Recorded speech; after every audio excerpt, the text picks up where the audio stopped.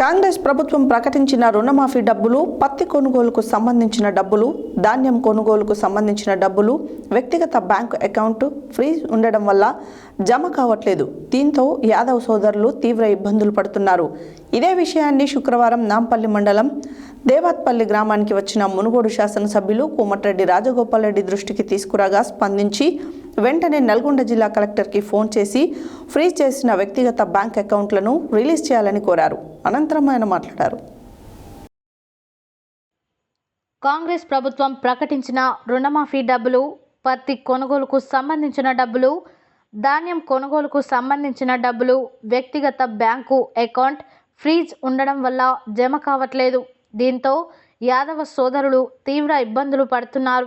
ఇదే విషయాన్ని శుక్రవారం నాంపల్లి మండలం దేవత్పల్లి గ్రామానికి వచ్చిన మునుగోడు శాసనసభ్యులు కోమటిరెడ్డి రాజగోపాల్ రెడ్డి దృష్టికి తీసుకురాగా స్పందించి వెంటనే నల్గొండ జిల్లా కలెక్టర్కి ఫోన్ చేసి ఫ్రీజ్ చేసిన వ్యక్తిగత బ్యాంక్ అకౌంట్లను రిలీజ్ చేయాలని కోరారు.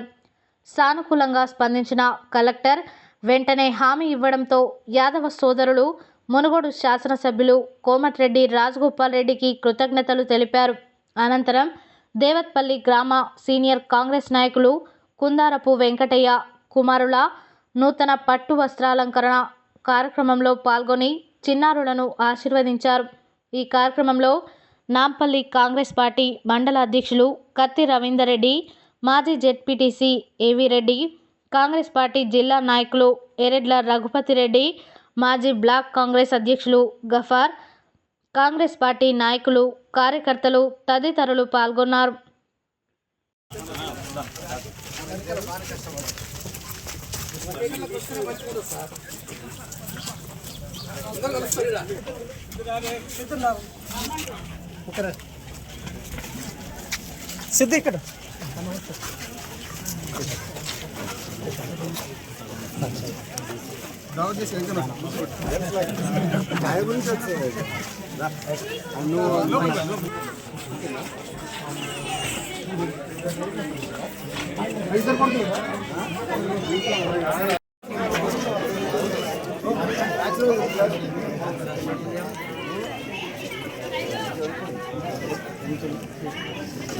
కొంచెం బ్యాక్ జరగాలి.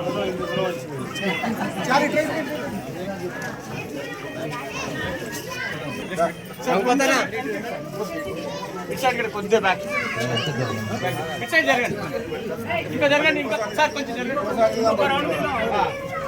Ready sir. పైసలు వేయించుకొని అకౌంట్ సీజ్ చేసి అది నేను ఒక్క కోట్ల హైకోర్టులో పిటిషన్ వేసి ఈ ఓట్ల కోసం అని ఇట్లా చేసింది గవర్నమెంట్ అంటే ఏమంటే ఆయన ఎన్నిక కూడా రద్దు అయిపోయింది. మరి నేను ఎందుకంటే అయిపోయింది ఎందుకు లేని కామ్గా ఉన్నా. ఇప్పుడు లాక్ ఇంకా అట్లనే ఉంది సార్. లాక్ అది ఎవరు చూసిరు? అది బ్యాంక్ వాళ్ళు చెప్తే కలెక్టర్ దగ్గర పోమంటారు. గవర్నమెంట్ నుంచి కలెక్టర్ చెప్పి బ్యాంకులు అన్నింటిలో అకౌంట్లలో పైసలు వేసి మీతో పైసలు వేయించి వాళ్ళు పైసలు వేసి ఓట్లు వేస్తేనే బిడ్డ మీకు గెలిస్తేనే మీ పైసలు లీక్ చేస్తాం అంటే దెబ్బకు భయపడి అందరూ ఓట్లు అటేసింది. మరి నేను ఓడిపోతే దెబ్బకు 43,500 పోగాలి అని చెప్పేసి నాకు తెలియదు అంతా ఏం జరిగిందో. 7,600 మందిలో 100-150 మంది కూడా తీసుకోలేదు డబ్బులు. మొత్తం మిగతా వాళ్ళందరి పైసలు దాంట్లో ఉన్నాయి. 30% ఉన్నాయి సార్ బ్యాంక్ లో. ఎలక్షన్ అయిపోయిన తర్వాత మునుగోడు బై ఎలక్షన్ అయినప్పుడు 2022 అక్టోబర్లో ఈ రెండో విడత గొర్రెల పంపిణీ కార్యక్రమం స్టేట్ వైడ్ చేయలేదు. అప్పుడు ఏంటంటే బై ఎలక్షన్ కోసం అని చెప్పి గవర్నమెంట్ అప్పటికప్పుడు దాదాపు అమౌంట్ డిపాజిట్ చేసింది అకౌంట్లలో.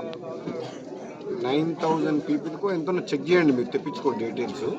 మునుగోడు అసెంబ్లీ పరిధిలో మరి మీ మునుగోడు నల్గొండ కలెక్టర్గా మీకు యాదాద్రి జిల్లాలకు కలిపి ఇద్దరు